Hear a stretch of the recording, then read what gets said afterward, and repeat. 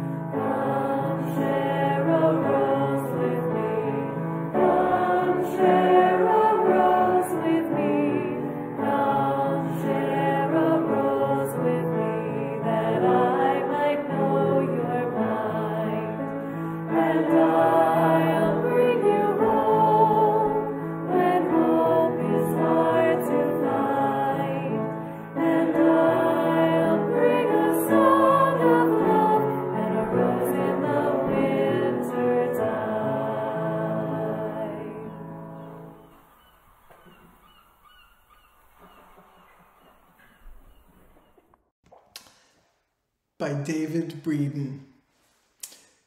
In this holiday season, may the darkness of winter be dispelled in this festival of lights, and may the darkness of ignorance be dispelled in the strength of compassion, reason, and sharing.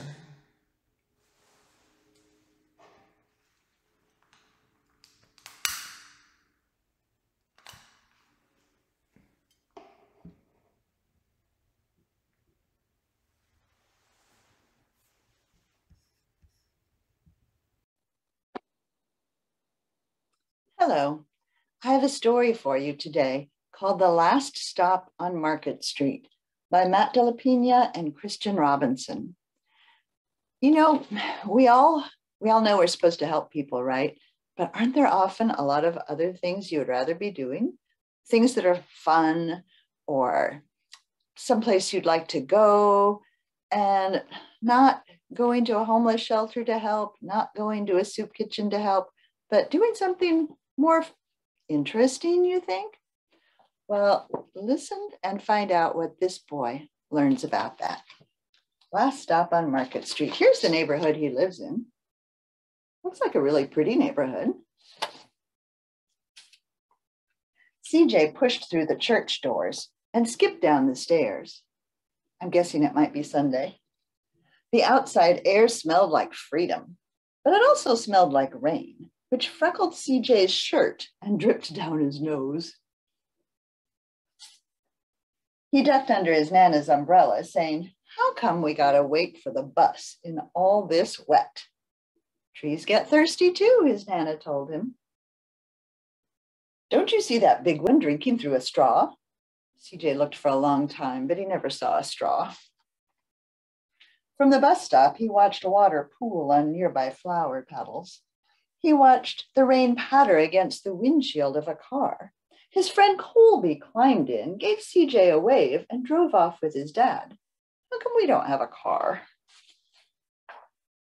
Boy, what do we need a car for? We've got a bus that breathes fire. And old Mr. Dennis, who always has a trick for you. Maybe that's the bus driver. The bus creaked to a stop in front of them. It sighed and sagged, and the doors swung open. "What's that I see?" Mr. Dennis asked. He pulled a coin from behind CJ's ear. It's a pretty good magic trick, huh? He placed it in his palm. Nana laughed her deep laugh and pushed CJ along. They sat right up front. The old man across the way was tuning a guitar. An old woman with curlers had butterflies in a jar. Nana gave everyone a great big smile and a "good morning." She made sure CJ did the same. The bus lurched forward and stopped, lurched forward and stopped. They have to keep stopping to let people off, right? Nana hummed as she knit. "How come we always got to go here after church?" CJ asked. "Miguel and Colby never have to go anywhere." He wished he could go play like they are. "I feel sorry for those boys," she told him. "They'll never get a chance to meet Bobo or the sunglass man. And I hear Trixie got herself a brand new hat." CJ stared out the window, feeling sorry for himself. He watched cars zip by on either side and watched a group of boys hopping curbs with their bikes. A man climbed aboard the bus with a spotted dog. CJ gave up his seat so he could sit down. "How come that man can't see?" "Boy, what do you know about seeing?" Nana told him. "Some people watch the world with their ears." "That's a fact. Their noses too," said the man, sniffing the air. "That's a mighty fine perfume you're wearing today, ma'am." Nana squeezed the man's hand and laughed her deep laugh. Two older boys got on next.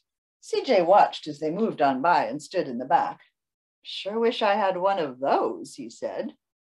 If we only had the words, we wouldn't know what they mean. But look at the picture.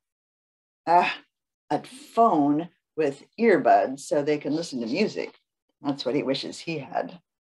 "What for?" said Nana as she put down her knitting. "You got the real thing sitting right across from you. Why don't you ask the man if he'll play a song?" CJ didn't have to ask. The man had been tuning his guitar and he picked it up, began to sing. "Ah, to feel the magic of music," the blind man whispered. "I like to close my eyes." Nana closed hers too. So did CJ and the spotted dog. And in the darkness, the rhythm lifted CJ up out of the bus, out of the busy city. He saw sunset colors swirling over crashing waves, saw a family of hawks slicing through the sky, saw the old woman's butterflies dancing free in the light of the moon. CJ's chest grew full and was lost in the sound, and the sound gave him the feeling of magic. The song ended and CJ opened his eyes. Everyone on the bus clapped, even the boys in the back, the guys with the earbuds. Nana glanced at the coin in CJ's hand. Remember he got that from the bus driver? CJ dropped it into the man's hat. That's how he earns a little money. "Last stop on Market Street," the bus driver called. CJ looked around as he stepped off the bus. Doesn't look like his neighborhood, does it? Broken glass, broken down doors, crumbling sidewalks, graffiti-tagged windows, boarded up stores. He reached for his Nana's hand. How come it's always so dirty here? She smiled and pointed up at the sky. Sometimes when you're surrounded by dirt, CJ, you're a better witness for what's beautiful. CJ saw the perfect rainbow arcing over their soup kitchen. He wondered how his Nana always found the beautiful, where he never even thought to look. He looked all around them again, at the bus rounding the corner out of sight, and the broken street lamp still lit up bright, and the stray cat shadows moving across the wall. When he spotted their familiar faces in the window, he said, I'm glad we came. These are people he meets every week when he goes to the soup kitchen. People that he helps, people who appreciate his help. He thought his Nana might laugh her deep laugh, but she didn't. She patted him on the head and told him, me too, CJ.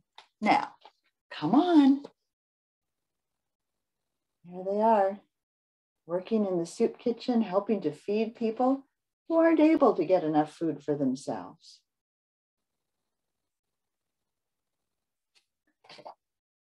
Not only did he learn how good it is to help people, but he learned that what's beautiful isn't always what you think it is. It might be in places you don't expect it, but you have to look a little harder. You always have to look and find the beautiful. And by going there, instead of just going outside to play with his friends like the other boys were, he's getting to learn so many lessons that they're missing out on. He's learning how good it feels to help others and how you can find friends in so many places that you didn't expect. So let's go find some new friends and give them a helping hand. Thank you. Bye.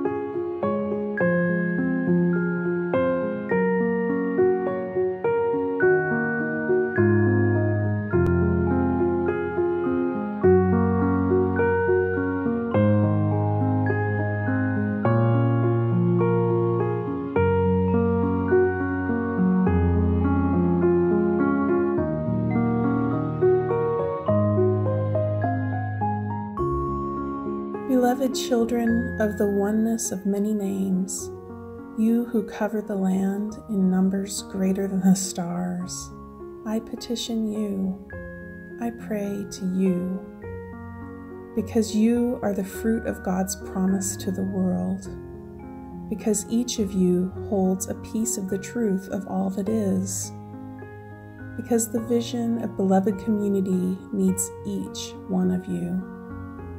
And this is what I pray. Show loving kindness for one another. Use wisely the unique gifts of your humanity. Your free will, imagination, creativity, compassion. Your knowledge, power of understanding and awareness. All that is an image of the highest good.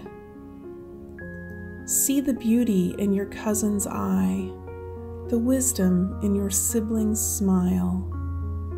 Listen for the truth which is unspoken in each heart. Hold one another with tenderness and allow love to transcend fear. Fear that too often darkens your thoughts and poisons your heart. Come together, followers of Moses, Jesus, and Muhammad.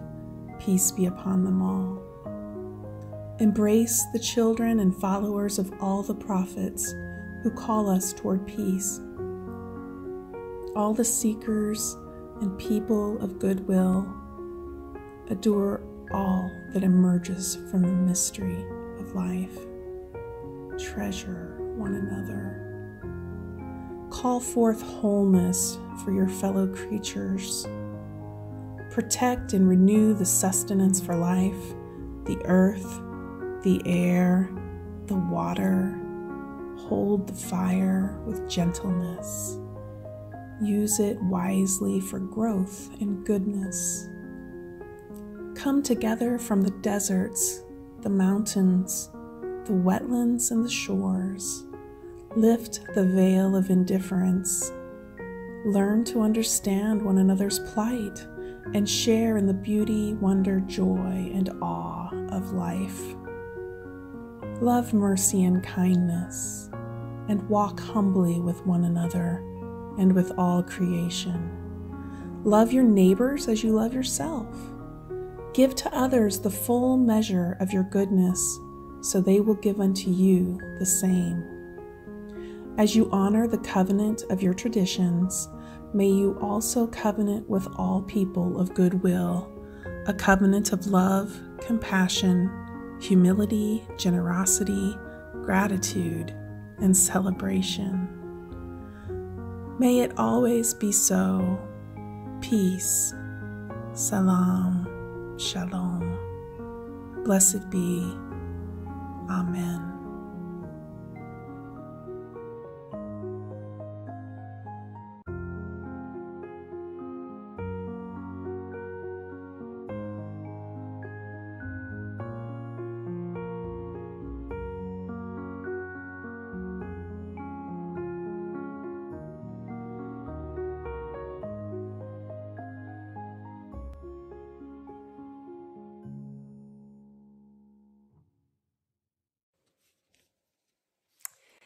Today, it's our pleasure to welcome to our pulpit the Executive Director of Opportunity Place Incorporated, Fiona Devaney, and her two case managers, Felicia Waters and Letitia Johnson. The mission of Opportunity, Inc. is to help homeless families and single women in Okaloosa and Walton counties become self-sufficient.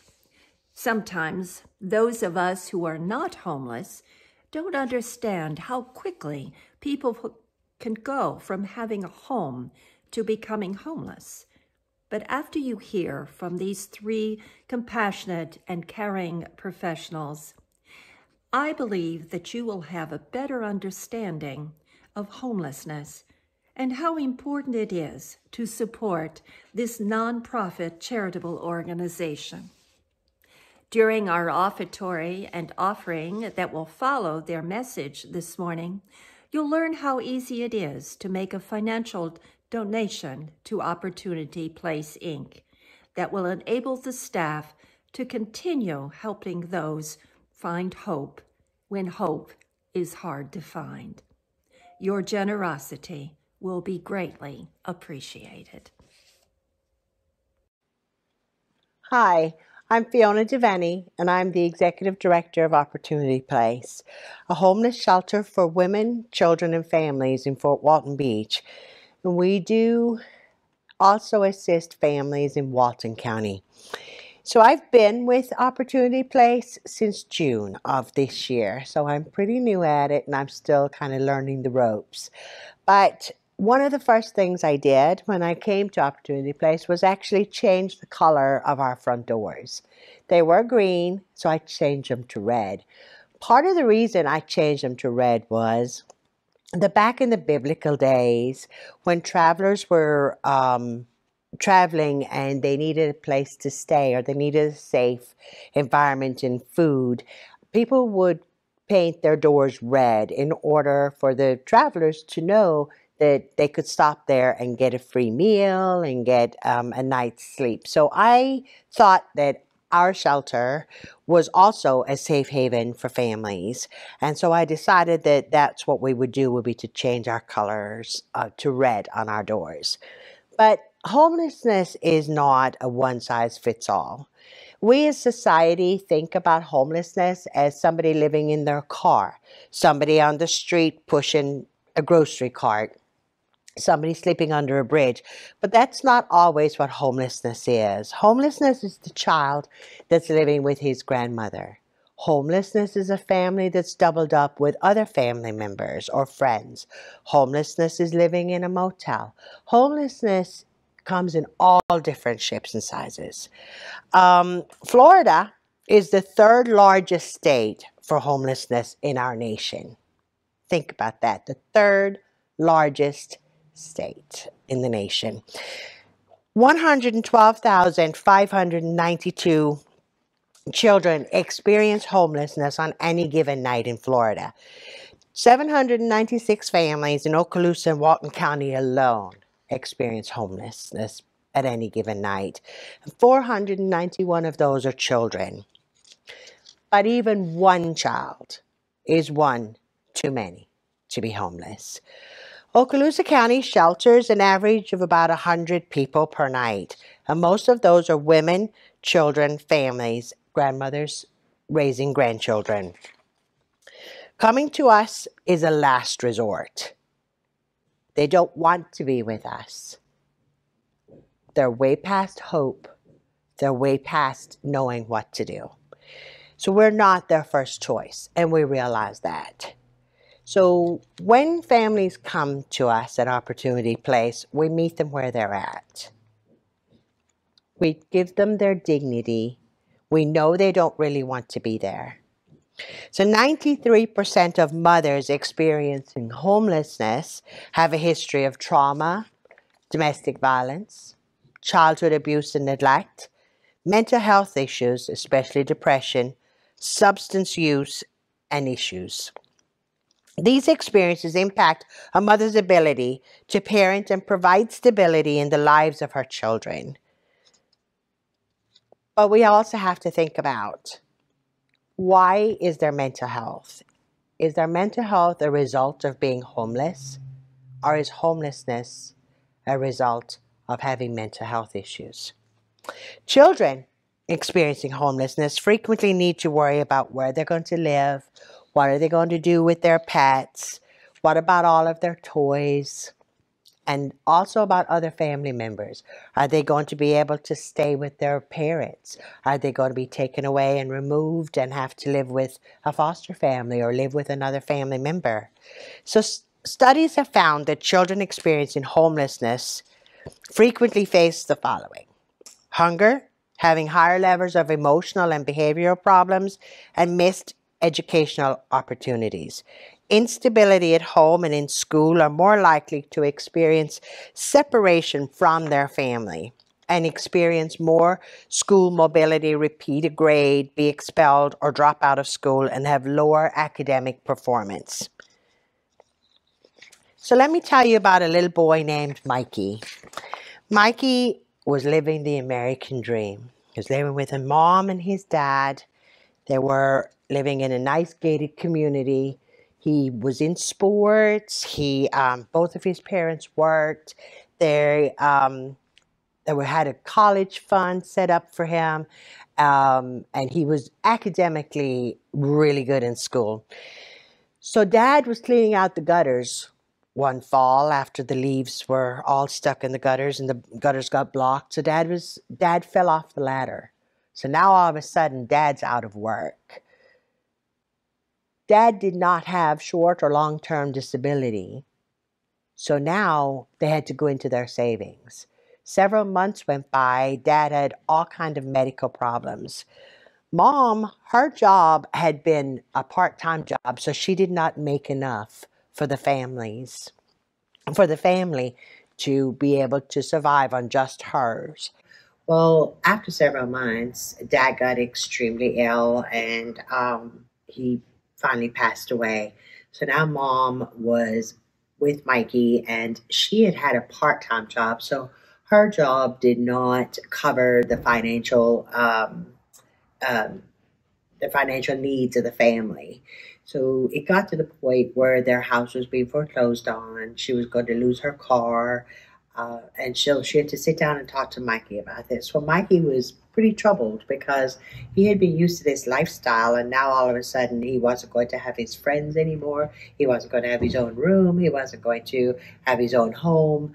What was going to happen? Was he going to be still able to, attend ball games? Was he still able to play baseball? How's that going to work for him? So he was. Those are all thoughts that he had that no child should ever have to worry about what's going to happen to me after today or after tomorrow. So mom told him that, look, we have to go into a shelter and you just need to pack something small. So Mikey went through all of his stuff and he finally decided, I'm supposed to have a baseball game on Saturday. And so I'll take my baseball bat, my glove, and my ball, because then maybe I can go to baseball. And if I don't, then I'll have those. So out of all of his stuff, it had to be boxed up, put in a storage, which is another expense. And so that's how, Mom and Mikey came to us. And we had to meet them where they were at, and we had to address all those issues and the challenges that they had. And so, but we were able to tell Mikey that, you know what, it's going to be okay. It's going to be okay, because so many people love you, and so many people think about you, and so many people want to help you. And that's kind of how we meet our families at Opportunity Place. However, without our donors and without our supporters, we would not be able to do the job that we do. Without you, we're not able to do the job that we do. And so for that, I thank you. Hello, my name is Letitia Johnson, and I am the Rapid Rehousing Case Manager at Opportunity Place. Opportunity Place offers rapid rehousing, which is short-term help to those that are in need of permanent housing. And these are individuals that are facing homelessness. Rapid rehousing is an intervention with a housing first approach. The goal of rapid rehousing is to reduce the amount of time individuals are in a homeless crisis. At Opportunity Place, we help provide assistance with moving costs, rent deposits, and continuing rental assistance, some utility assistance when necessary. And we also help individuals and households reach stabilized housing. Rapid rehousing offers ongoing case management to assist these individuals with maintaining housing stability by achieving connection to community resources. The criteria for rapid rehousing is based on the guidelines set by the Department of Housing and Urban Development. One of the criteria is that the individual has to qualify, they have to be a category 1 of homelessness or a category 4. Category 1 is they have to be literally homeless. And what that means is that the individual or family lacks a fixed, regular, or adequate nighttime residence. Category 4 is fleeing or attempting to flee domestic violence. And that means that an individual or family is attempting to flee or is fleeing a domestic violence situation. That's pretty dry cut. And with the assistance of donors, that is how some of the financial assistance is continued to be provided. Once the funds are run out, assistance will end. But as long as donors continue to provide assistance or donations, we are able to continue providing the services to these families and these individuals so they can maintain stable housing, so they can continue to go to agencies or organizations such as ours to receive assistance and ask for assistance. Thank you. Yes, I'm Felicia Waters. I am the case manager at the Opportunity Place. I pretty much, my job that I do there is pretty much kind of oversee the case management part of it with the individuals that are there with homeless we serve. And so I start out with pretty much making sure that we meet them where they at when they come into the shelter. And that is between a 30-day, 90-day program, starting with the Safe House. It's a 30-day program that we provide emergency shelter.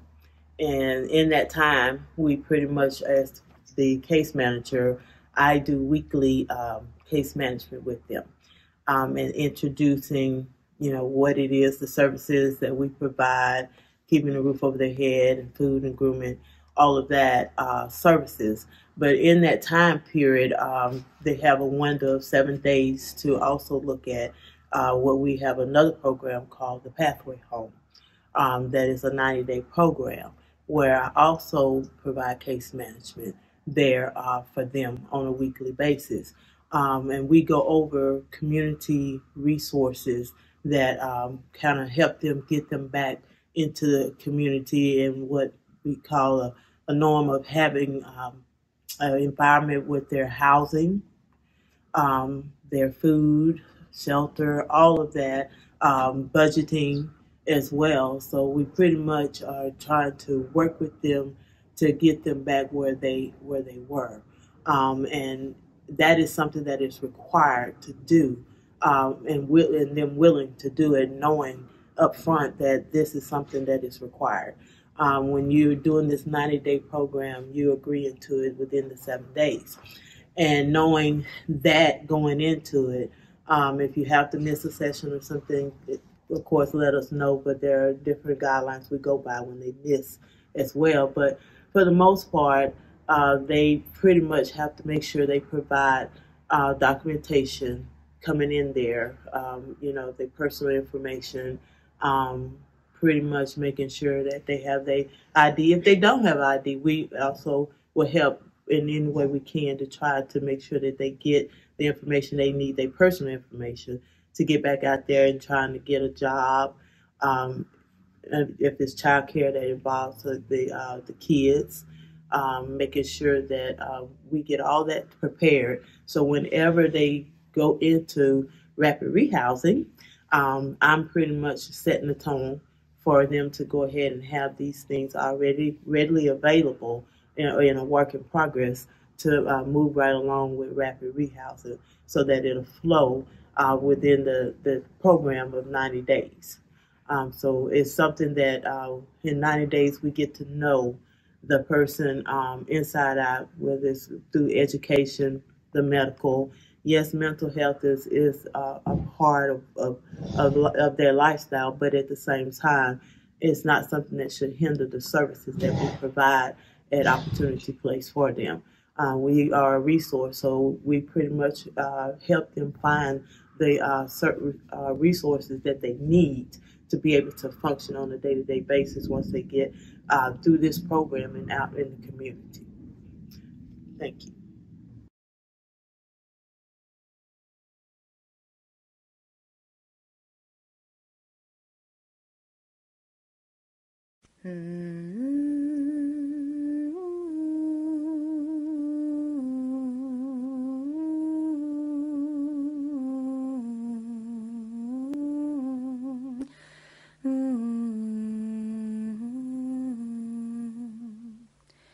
From you I receive, to you I give.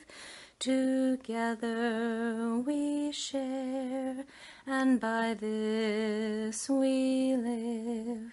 From you I receive, to you I give.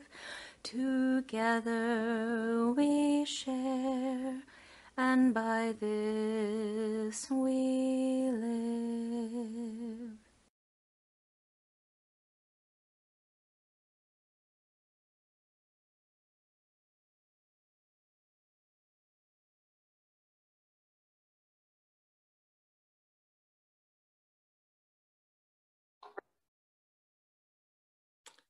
These days, more than ever, our community and our fellowship need our financial support. If you're a member or a friend, old or new, you can send in your pledge or other contribution by check in the mail or online at UUFEC.com. Our fellowship also has a tradition we call Share the Plate. Every Sunday, the cash offering and the collection plate would be split evenly between the fellowship and a local charity. Online donations to Share the Plate will be split in the same way. During the month of December, Share the Plate donations will be shared with Opportunity Place of Fort Walton Beach. I'd like to read a little bit from their webpage describing their vision. At Opportunity Place, we believe everyone deserves a safe home and an opportunity to succeed in life. Our shelter provides that safety to families and single women experiencing homelessness, while providing personalized case management to help them secure long-term housing. We also believe in the power of family and community. We connect women and families to community resources that meet their immediate needs, but also give them tools for creating a sustainable, healthy path forward. Please be generous in your giving. Thank you so much. By Richard Fuse. May the spirit of truth and love rule our hearts and minds and guide us into those ways that will create love, justice, and peace on earth.